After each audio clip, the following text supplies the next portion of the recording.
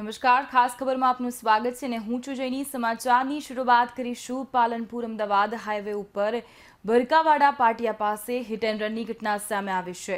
બનાસકાંઠા જિલ્લામાં છાપીના ભરકાવાડા પાટિયા પાસે પાલનપુર અમદાવાદ હાઈવે પર અજાણ્યા વાહને બે રાહદારીઓને ટક્કર મારતા બંને રાહદારીઓના ઘટના સ્થળે મોત નીપજ્યા છે। જેમાં ભરકાવાડા પાટિયા પાસે બે રાહદારીઓ પસાર થઈ રહ્યા હતા તે સમય દરમિયાન એક વાહને બંને રાહદારીઓને ધડાકાભેર ટક્કર મારી છે, જેના કારણે બંને રાહદારીઓ ગંભીર રીતે ઘાયલ થયા હતા। ઘટના સ્થળે તેમના મોત નીપજ્યા હતા તો વાહન ચાલક બંને રાહદારીઓને ટક્કર માર્યા બાદ પોતાનું વાહન લઈને ત્યાંથી નાસી છૂટ્યો હતો।